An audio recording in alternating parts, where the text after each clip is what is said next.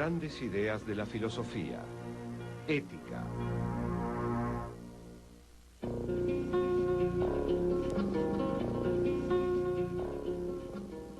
La ética, también llamada filosofía moral, es el estudio sistemático de los valores y los principios morales. Se ocupa de las normas de vida del ser humano, ya sean personales, sociales o universales, como así también de las razones subyacentes a nuestros juicios sobre si un comportamiento es correcto o erróneo. Es una de las tres ramas principales de la filosofía. Las otras dos ramas son la metafísica, el estudio de lo que es, y la epistemología, el estudio de cómo conocemos lo que es. Pero la ética no se ocupa de cómo son las cosas, sino de cómo deberían ser. Para decirlo de otra manera, la ética es el estudio de los valores. Como tal, se ocupa de la actitud fundamental que tomamos como seres libres y pensantes, tanto por nuestras creencias como por las acciones que realizamos basándonos en dichas creencias. En mi opinión, la ética es una teoría filosófica sobre cómo debemos vivir y actuar. Y se ocupa de los principios básicos para la organización de nuestras vidas. Los filósofos dividen el campo de la ética en tres ramas principales: metaética, ética normativa y ética aplicada. Todas estas áreas se ocupan de cuestiones propias y también tienen sus propias tradiciones intelectuales que se remontan al pasado de la cultura humana. La metaética investiga el origen y la naturaleza de los conceptos éticos y el discurso que utilizamos para hablar sobre ellos. ¿Son nuestras ideas del bien y del mal valores eternos y universales independientes de la voluntad humana? ¿O son el resultado de convenciones humanas basadas en circunstancias históricas y sociales en constante cambio? ¿Debemos esforzarnos para descubrir los valores universales que pueden ser respetados por todos los seres humanos? ¿O es que todos los sistemas éticos están inevitablemente ligados a los valores culturales de cada sociedad en particular? ¿Debe haber máximas morales iguales para todos los individuos, basándose en razones objetivas? ¿O es que debe tomarse en cuenta la constitución emocional, necesidades y preferencias particulares de cada persona?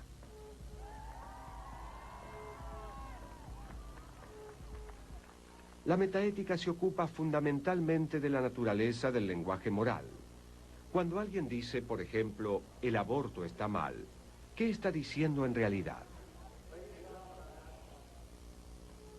Hay dos posibilidades: que esté diciendo algo que puede ser verdadero o falso, o algo que no puede ser ni verdadero ni falso. Al primer tipo de teoría se la denomina cognitivismo. De acuerdo al cognitivismo, cuando alguien dice el aborto está mal, está describiendo un hecho de este mundo, y su descripción puede ser tanto verdadera como falsa.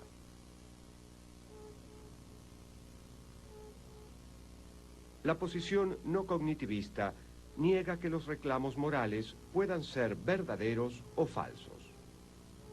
Un tipo de visión no cognitivista afirma que los reclamos morales son prescripciones o mandamientos para actuar o desistir de actuar. Los reclamos morales son órdenes como cierra la puerta o limpia tu habitación.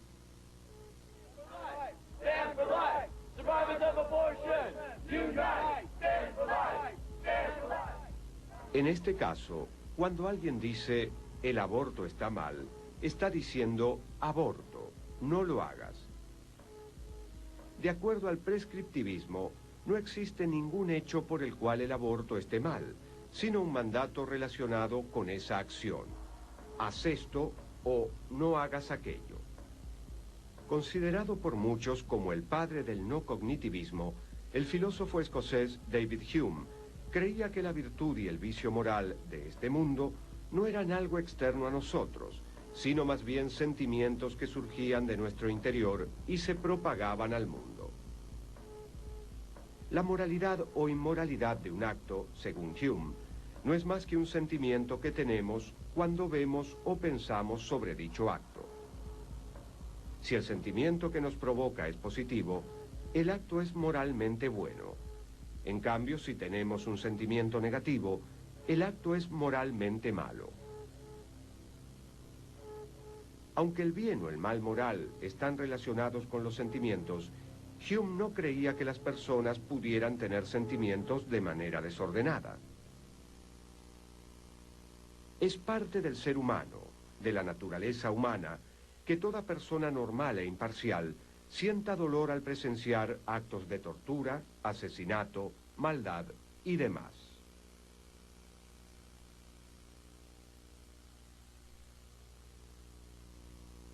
Si la moral no tiene naturalmente ninguna influencia en las pasiones y acciones humanas, es en vano esforzarse para inculcarla. Nada es menos fructífero que una multitud de preceptos y normas, tal como abundan entre los moralistas. Según Hume, el campo de la razón consistía en el descubrimiento de verdades sobre el mundo externo, y la moral era un asunto de sentimientos internos. Por ello, Hume sostenía que la razón estaba esencialmente separada de la moral. De allí la famosa frase de Hume: no es contrario a la razón preferir la destrucción del mundo antes que un rasguño en nuestro propio dedo. El abismo que existe entre las corrientes cognitivistas y no cognitivistas de la ética es sintomático de las profundas divisiones que existen entre las distintas visiones morales de este mundo. Algunas personas piensan que la moral es un acuerdo entre adultos más o menos iguales, seres igualmente racionales en intercambio mutuo. Algunas personas creen que la moral es algo que proyectamos al mundo. Tenemos sentimientos y actitudes y luego decimos si algo es bueno o malo, es decir, si eso me gusta o no me gusta. Y algunas personas, yo soy uno de ellos, creen que realmente existen verdades morales, verdades objetivas. A veces son muy difíciles de determinar, pero como las palabras no se inventan, sino que se descubren. Existe una gran división dentro de la filosofía y las teorías morales. Aquellos que creen esencialmente que la moral puede de una u otra forma inventarse, y aquellos que creen que, como la matemática, la moral de una u otra forma se descubre. El patrimonio intelectual de lo que hoy en día se denomina metaética se remonta hasta los orígenes de la filosofía occidental. Sócrates, como se lo describe en los diálogos de Platón, estaba fundamentalmente interesado en las bases del comportamiento ético y trató de responder al relativismo moral de sus contemporáneos, especialmente de los sofistas. Platón planteó una serie de preguntas increíbles en la República con las que los filósofos han estado luchando desde entonces. Y una de las preguntas cruciales era, ¿por qué debo ser moral? Los filósofos quieren saber, las personas quieren saber, ¿por qué debo ser moral? En la leyenda del anillo de Giges, relatada en la República, Sócrates y su discípulo Glaucón tratan de dilucidar si es preferible ser justo a ser injusto. Giges es un pastor que luego de una violenta tempestad encuentra un anillo de oro que tiene la propiedad de hacer invisible a quien lo use. Asombrado por los poderes de este anillo, lo mantiene en secreto y va al palacio.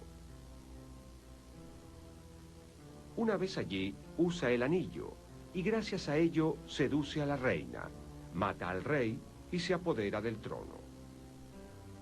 Entonces la pregunta que se plantea en este diálogo es: ¿existe algún hombre lo suficientemente justo como para no aprovecharse de las ventajas que le brinda ese anillo? Si existiese ese hombre, quedaría demostrado que se puede ser justo por amor a la justicia en sí, y no atemorizado por un eventual castigo. Glaucón sostiene que ningún hombre que posea dicho anillo va a elegir actuar de manera justa.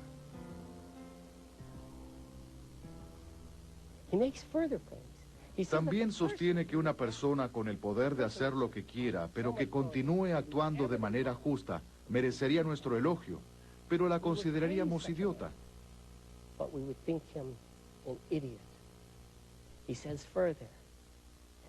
Dice, ningún hombre que merezca ser llamado hombre seguirá las leyes de la moral, de la convención y de la justicia, si pudiera salirse con la suya actuando de otra manera. Y el argumento de Glaucón continúa. Considera dos casos diferentes. El hombre justo, que es realmente justo, pero todos creen que es injusto. Y como resultado de ello, lo desprecian, marginan y atormentan, y pierde todo su dinero, familia, trabajo, amigos, todo. Al final lo torturan y lo empalan, y tiene una muerte terrible. Pero él es perfectamente justo. Solo se creía que era injusto. Y luego considera un hombre perfecto, que es totalmente injusto, pero parece ser justo. Todos piensan que es justo. Como consecuencia de ello, puede establecer contratos con sus amigos, casarse con quien quiere, dormir con quien quiere. Puede hacer lo que quiera porque todos piensan que es sumamente justo. Glaucón dice, demuéstrame, Sócrates, que hay algo que pueda decirse a favor de actuar justamente. El diálogo apunta a demostrar que la justicia es lo suficientemente importante como para invalidar otros valores. Lo que hay que hacer es demostrar que es mejor ser considerado justo y serlo, que ser considerado justo y ser injusto. Para Platón, lo principal es la naturaleza propia de la justicia. Cualquiera puede elegir actuar justa o injustamente. Pero antes de que una persona pueda tomar esa decisión, debe conocer el significado de estas palabras. El verdadero desafío de la ética, entonces, es establecer la naturaleza del bien para poder juzgar si ciertos actos son buenos o malos. Trata de convencernos sobre una definición de la justicia en particular y piensa en la justicia como un rasgo de la personalidad.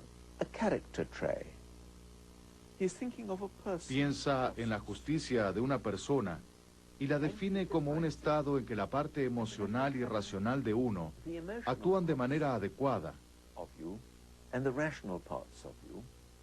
y no interfieren una con otra. La razón debe estar cumpliendo su función, que es la de controlar la parte emocional del alma y hacer que ésta haga lo correcto.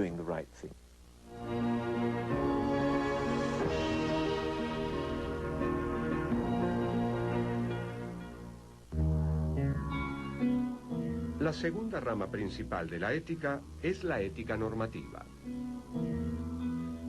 Así como la física es el estudio de los principios fundamentales que rigen cómo es el mundo, la ética normativa es el estudio de los principios fundamentales que rigen cómo uno debe vivir, cómo debería ser el mundo. La pregunta, por supuesto, es, ¿de dónde provienen estos principios fundamentales? Algunos piensan que lo que debemos hacer es obedecer la voluntad de Dios. Otros insisten en que la vida moral consiste en cumplir con el deber de cada uno. Otros que debemos hacer felices a la mayor cantidad posible de personas. Y otros piensan que la vida moral es la vida que se rige por determinadas virtudes, como la generosidad, la honestidad y el coraje. Describiré a la ética normativa como la búsqueda de principios, factores y muy rara vez de normas que son subyacentes a los juicios que hacemos sobre los actos, qué actos son buenos o malos, y qué decisiones particulares debemos tomar en cierto contexto dado. Entonces, estamos buscando lo básico. Lo cual no implica que haya una sola norma o principio, aunque muchas personas así lo crean. Por ejemplo, algunos filósofos creen que el principio fundamental es maximizar la felicidad o minimizar el dolor. A lo largo de la historia, los filósofos morales intentaron desarrollar sistemas de ética normativa con reglas o normas para juzgar actos concretos y decidir qué hacer en situaciones específicas. En la ética normativa hay 4 áreas principales de discusión filosófica: teoría de la virtud, teoría del mandato divino, teoría utilitarista y teoría del deber.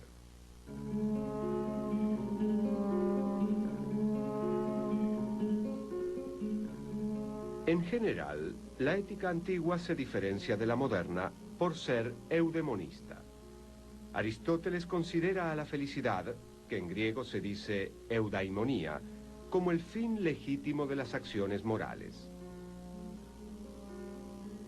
Aristóteles identifica la existencia de 3 tipos de bienes: los bienes exteriores, los bienes del cuerpo y los bienes del alma.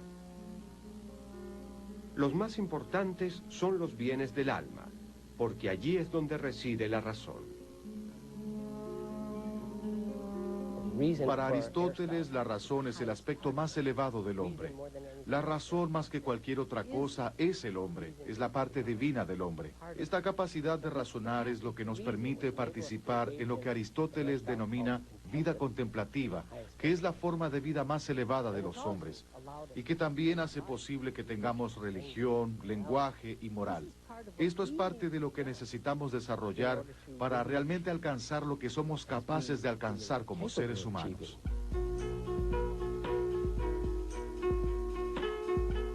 Aristóteles descarta la idea universal del bien. No hay un bien idéntico para todos los hombres.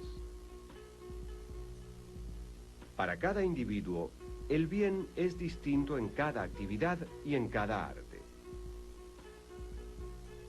Si el fin de la medicina es la salud, el bien que corresponde es la curación del paciente. Si el fin de la estrategia es la victoria, el bien correspondiente es el eficiente manejo de las fuerzas militares. Entonces, en toda acción y decisión, el bien es la función que persigue el fin buscado.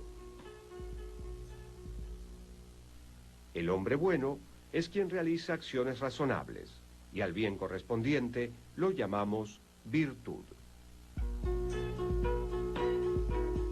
Aristóteles plantea que un acto es moral cuando es el resultado de una decisión consciente. El acto moral tiene como condición la libertad de querer hacerlo. Aquel que no pueda ejercer su voluntad no podrá ser juzgado moralmente. Para los filósofos éticos, Aristóteles es una figura muy interesante. Una parte principal de su obra en el campo de la ética está relacionada con cómo ser una buena persona.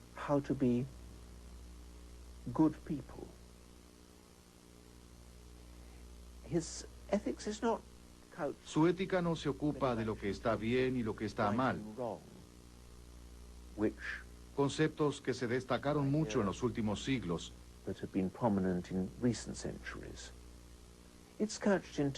sino de practicar la virtud, lo cual para muchas personas es muy atractivo. No creo que en ética las normas puedan funcionar. Desde ya hay filósofos que piensan que sí. Creo que Kant era uno de ellos. Según Kant, dentro de la ética había normas, pero Aristóteles pensaba que a excepción de ciertas normas específicas, las normas no funcionarían dentro de la ética. En realidad, lo que se debería hacer es descubrir qué es lo más importante en la vida. Y luego, en lugar de tener un conjunto de normas, uno debe poder observar. Hay pocas personas que tienen la habilidad de observar bien. Hay personas que son sophoi, para usar el término griego en plural, hombres sabios. Y si usted no es una persona sabia, lo mejor que puede hacer es buscar una persona sabia que pueda guiarlo. Realizando acciones justas se hace uno justo. y realizando acciones moderadas se hace uno moderado. Y sin hacerlas, ninguno tiene posibilidad de llegar a ser bueno. Pero la mayoría de los hombres no practican estas cosas, sino que se refugian en la teoría y creen llegar a ser hombres cabales teorizando. Actúan como los enfermos que escuchan atentamente a los médicos y no hacen nada de lo que les prescriben.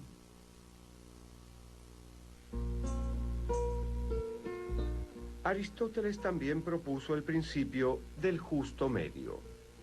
De acuerdo a Aristóteles, para cada temperamento humano o deseo, existen personas extremistas.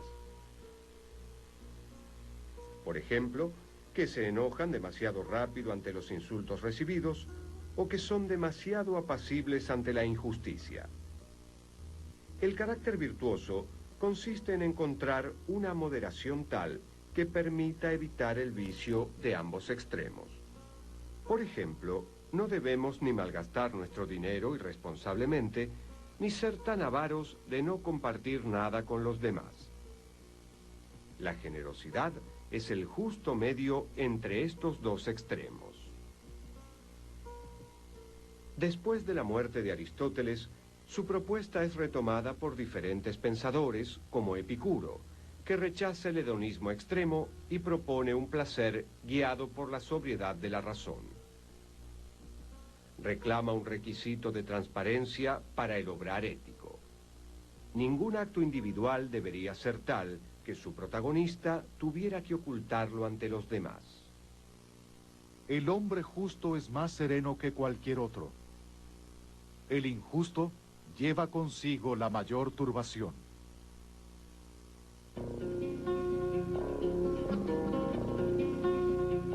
Las teorías éticas del mandato divino sostienen que los principios que guían nuestro comportamiento provienen de la voluntad de Dios. Durante la Edad Media, la ética fue mayormente una ramificación de la religión y la teología. Para los teóricos medievales, los principios éticos se derivaban de las Sagradas Escrituras y por lo tanto eran de naturaleza heterónoma. Lo contrario del buen obrar no era más que el pecado, y la finalidad de la virtud era la eterna salvación del alma. Ahora, algo que vale la pena tener presente es que cuando algunas personas piensan en la ética, lo hacen dentro del contexto de la iglesia o la religión o un Dios en particular.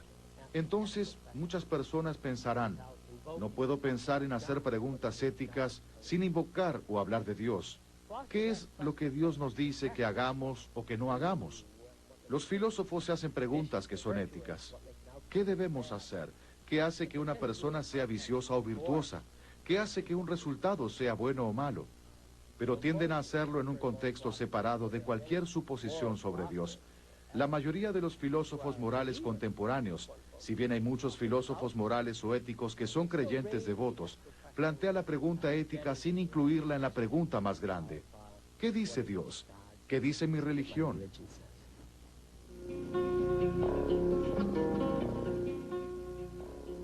Las teorías del mandato divino pueden ir desde las denominadas débiles, en las que, por ejemplo, el mandato de Dios se aplica solo en el contexto de una comunidad religiosa, a las teorías fuertes, en las que el comportamiento humano es bueno si, solo si, Dios así lo quiere.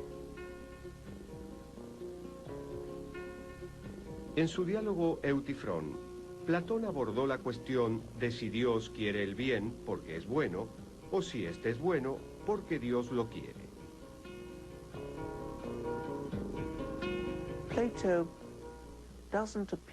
Platón no apela a que las leyes sean un mandato divino, sino que, por el contrario, apela al bien.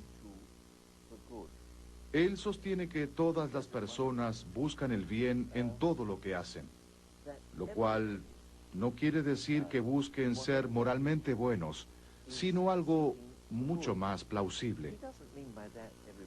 Que en todo lo que hagan, buscarán el bien para sí mismos. Tal vez no sea el bien moral, tal vez sea placer o algo diferente. pero siempre se busca lo que uno cree que es bueno. Entonces, se concentra en el bien más que en los mandatos divinos. Por supuesto que en la tradición judeo-cristiana, con los 10 mandamientos y otros anteriores que le fueron dados a Noé, los mandatos de Dios fueron mucho más importantes.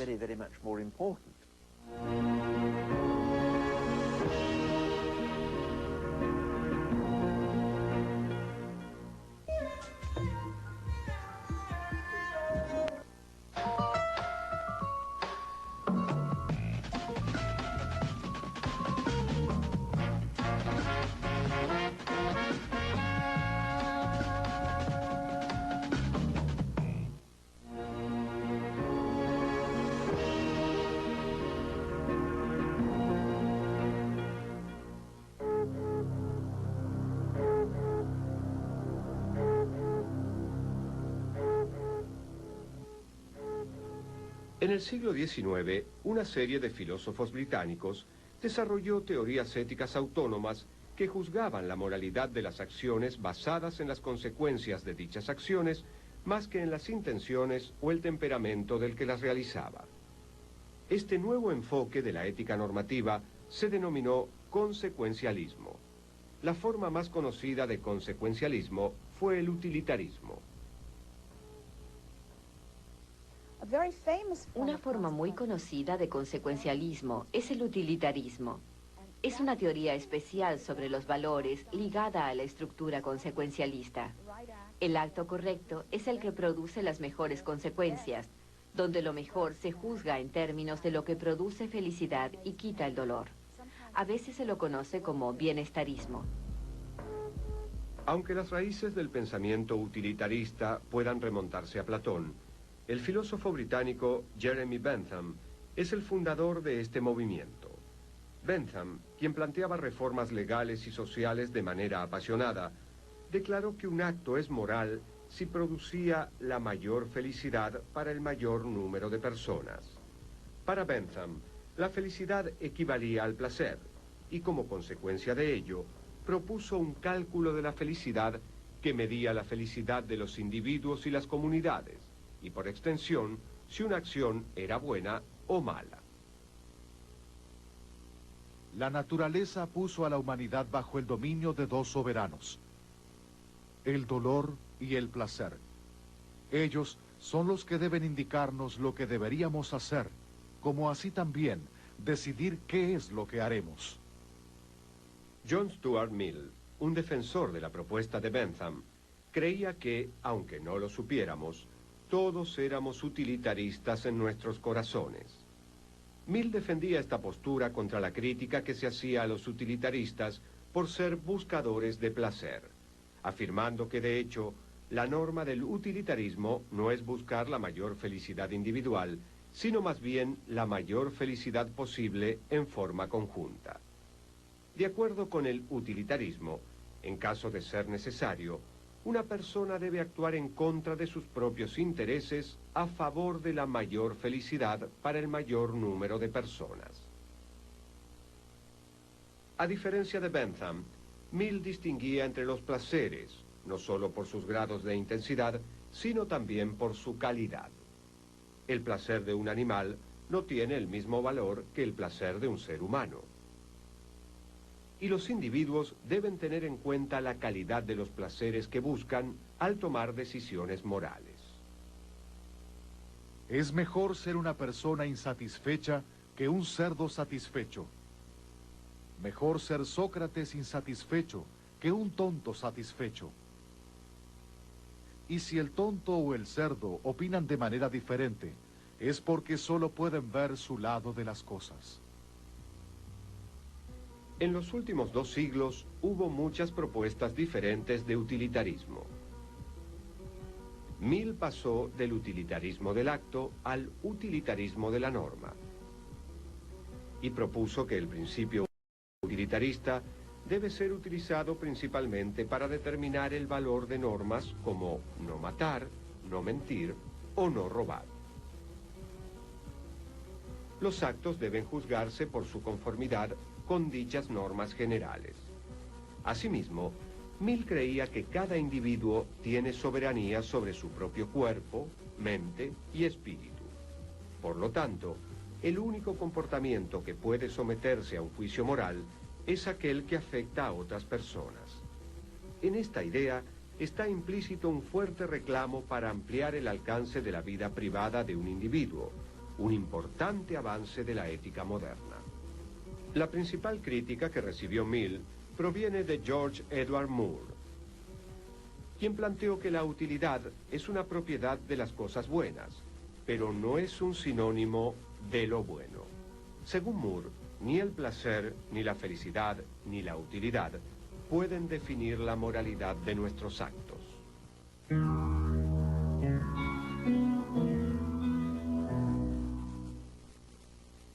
Ni en el mundo, ni en general, tampoco fuera del mundo, es posible pensar nada que pueda considerarse como bueno sin restricción, a no ser tan solo una buena voluntad. En el siglo XVIII, el filósofo prusiano Immanuel Kant plantea un modelo deontológico de ética que aspira a enfocar la moralidad como el cumplimiento del deber. Kant es uno de los más grandes representantes de la deontología en muchos aspectos. Él plantea que el bien o mal que pueda atribuirse a un acto no depende en absoluto de las consecuencias del mismo. Y decía, por ejemplo, que se haga justicia aunque los cielos se abran. Las consecuencias no importan en absoluto, lo que importa es actuar bien, actuar con buena voluntad y cumplir con nuestro deber. Kant propuso una ley ética que guíe racionalmente nuestra acción y la llamó imperativo categórico. Para Kant, la autonomía de la voluntad es el único principio de todas las leyes morales y de todos los deberes que de ellas provengan. Es la garantía de la dignidad del hombre, su igualdad ante la ley. Obra de tal modo que puedas querer que la máxima de tu acción se convierta en ley universal. Kant menciona el ejemplo del comerciante que le da el cambio correcto a un niño, que como tal es incapaz de distinguir si es o no el cambio adecuado, porque vive en un pueblo pequeño y sabe que el niño volverá a su casa con el pan y el dinero y su madre le preguntará, ¿dónde está el cambio que falta? Y el niño responderá, esto es todo lo que tengo. Entonces, la madre golpeará al niño y le dirá, seguramente lo has gastado en goma de mascar o algo así. Sin embargo, todos sabemos que tarde o temprano se sabrá que este no era el único niño que supuestamente había comprado goma de mascar. Habrá un grupo de niños que también gastaron su dinero en goma de mascar, y luego las madres atarán cabos y pensarán, oh Dios mío, le pegué a mi hijo, estaba equivocada, no debía haberlo hecho, realmente no le habían dado el cambio correcto. El comerciante tiene la culpa, y desde ya echarán al comerciante del pueblo, o lo castigarán como quieran, o simplemente dejarán de comprarle. Kant dice, el comerciante puede elegir dar o no el cambio correcto al niño, que como tal es incapaz de distinguir si es el cambio adecuado por diferentes razones, por prudencia, por interés personal, porque es un buen negocio hacerlo, porque la madre volverá a la tienda cuando el comerciante parezca honesto. Pero si esa es la única razón por la cual el comerciante da el cambio correcto, dice Kant, entonces no tiene ningún mérito moral. El comerciante merece el elogio moral cuando da el cambio correcto, no porque sea un buen negocio hacerlo, sino porque es lo que se debe hacer. Para Kant, la ética era la razón práctica. Era la misma razón que estaba involucrada en nuestras investigaciones teóricas, es decir, en matemática, en lógica, en la ciencia. Pero era práctica porque estaba relacionada con las decisiones que tomemos con respecto a nuestro comportamiento en función de cómo deberíamos comportarnos. El modelo kantiano fue enfrentado en primer término por el filósofo alemán Georg Wilhelm Friedrich Hegel, quien planteó que la ética kantiana era demasiado abstracta e individualista y que la esfera de lo ético está incluida en la de lo social, y ambas en la del Estado. Luego, en el siglo XIX, el filósofo alemán Karl Marx planteó que lo que generalmente se defiende como la moral no es más que una construcción ideológica cuya finalidad consiste en facilitar y justificar la opresión de los ricos a los pobres. En toda sociedad hay una ideología dominante y, por lo tanto, la moral vigente es la de la clase que detenta el poder. Otro filósofo alemán de fines del siglo XIX, Friedrich Nietzsche, opinó lo contrario. Nietzsche sostuvo que la moral ha sido hasta ahora una astucia de los débiles para defenderse de los poderosos.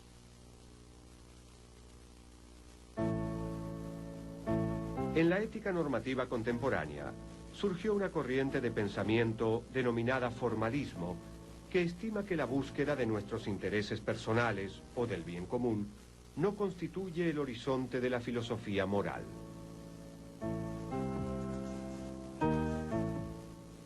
La ética formalista no se centra en la materia de la ley, sino en su forma. Pone el acento en los procedimientos que garantizan la vida en sociedad. El filósofo John Rawls es uno de los máximos defensores de este punto de vista. La definición del bien es puramente formal. Establece simplemente que el bien de una persona está determinado por el proyecto racional de vida que elegiría, con racionalidad deliberativa, entre la clase de proyectos del máximo valor. Así, lo que hay que establecer es qué es racional para los que se encuentran en una sociedad bien ordenada, como afirmación de su sentido de justicia, como regulador de su proyecto de vida. Creo que la teoría de la justicia está muy ligada a una cierta concepción de las personas y de lo que uno debe a los demás. Entonces, en ese sentido, se basa en la teoría ética. Simplemente hay que pensar en lo que las personas se deben mutuamente, no en un contexto uno a uno, sino llegar a un tipo de acuerdo sobre las normas básicas que rigen la interacción de grandes números de personas que nunca interactúan entre ellas de manera personal y cuyas relaciones interpersonales están mediadas por su relación con el gobierno. Entonces, creo que no cabe duda de que debe haber una visión ética fundamental que subyace toda teoría política. No obstante, algunas personas, en especial el filósofo político John Rawls, advirtieron sobre el hecho de vincular excesivamente los juicios que hacemos sobre los casos individuales. Por ejemplo, lo que le debo a alguien a quien le hice una promesa, con las instituciones políticas de gran escala y con nuestras obligaciones como ciudadanos. Otro movimiento del siglo XX es el comunitarismo, que afirma que la clave para analizar los asuntos políticos reside en que los individuos viven enmarcados por un contexto social. Habiendo renunciado a la búsqueda del acuerdo universal, el comunitarismo sostiene que el desafío de la ética consiste en ubicar el pensamiento moral en contexto y aplicarlo a las tradiciones e instituciones culturales de una comunidad.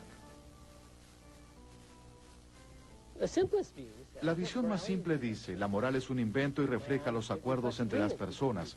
Diversos grupos se congregan y dicen, ¿qué hacer? ¿Cómo queremos vivir nuestras vidas? ¿En qué creemos? ¿En qué queremos creer? ¿Qué queremos enseñarles a nuestros hijos? ¿Cómo queremos que nuestros hijos vivan sus vidas? Y luego se llega a un acuerdo sobre los principios en los que creemos. Podemos creer en principios de libertad o igualdad o no. Podemos creer en principios de equidad o justicia o no. Podemos creer que lo que debemos hacer es maximizar el bienestar general de los miembros de nuestra sociedad. Y luego podemos ponernos de acuerdo en este enfoque especial que es la visión de la convención social. Y yo puedo tener ciertas creencias y usted tener otras y llegar a un acuerdo entre nosotros. Yo digo debemos poner énfasis en la libertad. Usted dice debemos poner énfasis en la igualdad. Y no estamos de acuerdo y discutimos sobre ello. Decidimos finalmente. ¿Cuán importante es esto? ¿Cuán importante es para mí, por ejemplo, llegar a un acuerdo con usted sobre este tema? Y por supuesto, hay demasiadas presiones en una sociedad que funciona, que tiene cohesión.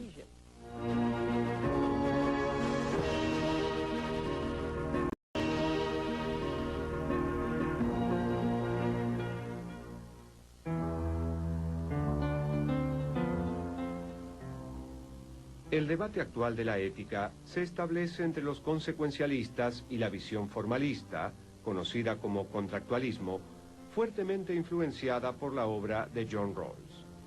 Si bien difieren en el criterio o proceso utilizado para juzgar si una acción está bien o mal, ambos movimientos concuerdan en postular que la ética debe estar separada de la religión y de la tradición. El ámbito de la ética se ha expandido, reformulando sus preguntas básicas. Y sin embargo, a pesar de siglos de diálogo continuo, todavía permanece abierta la cuestión de la relación entre virtud y felicidad, y quizás así deba ser necesariamente.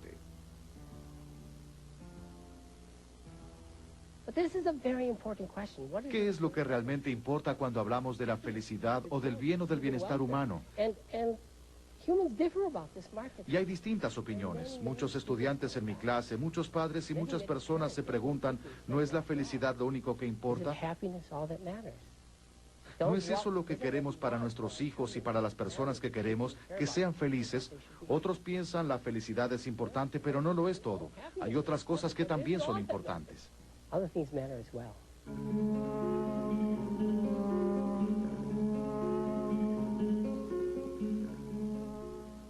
Una crítica que frecuentemente se le hace a la filosofía en general es que se ocupa de cuestiones esotéricas y abstractas, demasiado concentradas en hipótesis y no en la vida diaria de las personas comunes.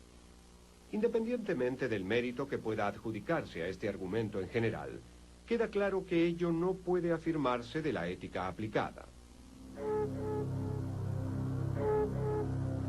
Aquí la filosofía enfrenta de manera directa los dilemas y decisiones que conforman el tejido de nuestra propia existencia.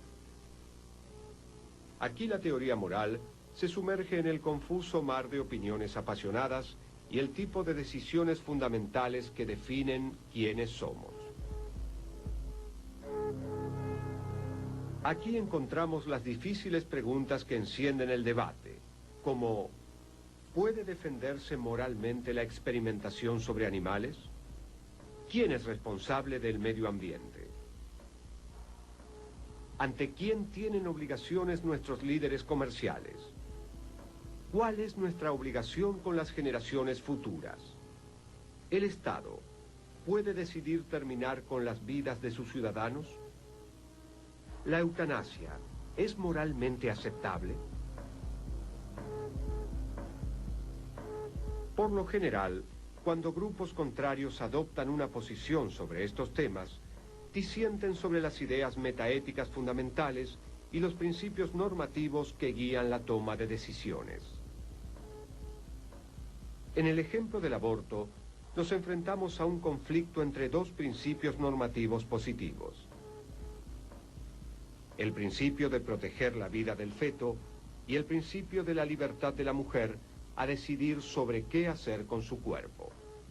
Es inevitable que nos preguntemos qué es la vida, cuándo comienza y qué nivel de control debe tener la sociedad sobre ella. En la vida diaria, y también cuando pensamos en la política de Estado, debemos enfrentarnos frecuentemente con lo que las personas creen que debe hacerse. Y no es solo una cuestión de lo que nos ahorrará más dinero, nuestro dinero en este caso, sino de lo que pensamos que debemos hacer o que nos está prohibido hacer. Por ejemplo, en cuanto al problema del aborto, muchas personas piensan, aunque ayude a hacer que la vida de muchas personas sea más sencilla, está mal, mientras que otros dirán que es lícito. En el suicidio asistido, el debate se produjo en el campo jurídico y ético. ¿Es lícito ayudar a una persona a terminar con su vida en ciertas circunstancias? Las personas de negocios pueden enfrentarse a preguntas éticas. Deben maximizar las ganancias de su compañía. Tienen un deber para con los accionistas. Piensan, como muchos dicen, que existe la responsabilidad de las funciones, una cierta ética del rol que uno ocupa. Usted es el presidente del directorio y su deber es hacia los miembros del directorio. Pero vender este producto pondrá en peligro las vidas de niños pequeños en el exterior. Una fórmula para bebés o algo similar. ¿Qué debe hacerse en una situación de este tipo? La ética aplicada se dividió en varios campos secundarios, como por ejemplo, bioética, ética médica, ética comercial, ética social, ética sexual y ética ambiental. Y a medida que la tecnología avanza, surgirán inevitablemente nuevos problemas éticos. Si logramos crear máquinas verdaderamente conscientes, ¿deberán tener la misma condición jurídica y social que los seres humanos? ¿La clonación es un modo legítimo de tratar el problema de la finitud humana? ¿Basta que la ciencia pueda hacer algo por nosotros para declararlo lícito? Cada vez son más los filósofos convocados a participar en la polémica y el proceso de toma de decisiones. Hay expertos en ética de guardia en los hospitales. Hay filósofos que se desempeñan como consultores para empresas. Especialmente hoy en día con los diversos dilemas éticos que enfrenta la práctica contable. Hay programas sobre ética profesional en las principales universidades, donde filósofos y personas de otras disciplinas, por supuesto médicos, abogados, pero también ingenieros, arquitectos y empresarios, discuten estos temas, procurando introducir verdadero rigor filosófico en este área, que solía estar sujeta solamente a lo que se conoce como códigos profesionales, donde no había ningún intento por llegar a la base misma del código y tratar de descubrir detalladamente cuáles deben ser las implicancias de la teoría fundacional para casos particulares. Ahora eso está cambiando debido a esta interacción entre los filósofos profesionales y las personas que practican otras disciplinas. Entonces, las teorías morales que filósofos y estudiantes analizan en los salones universitarios se enfrentan hoy con los problemas del mundo real que forman parte de nuestras vidas. Aunque tal vez no seamos conscientes de ello, este es un aspecto de la filosofía con el que todos contribuimos al tomar decisiones cotidianas que afectan las vidas de otras personas. Como tal, el estudio de la ética permite una comprensión más profunda y abarcativa de lo que significa tomar una decisión y de lo que significa ser humano.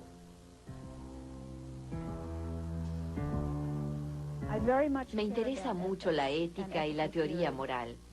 Es intelectualmente exigente y apasionante, y también vale la pena porque uno puede realmente ayudar a resolver problemas prácticos.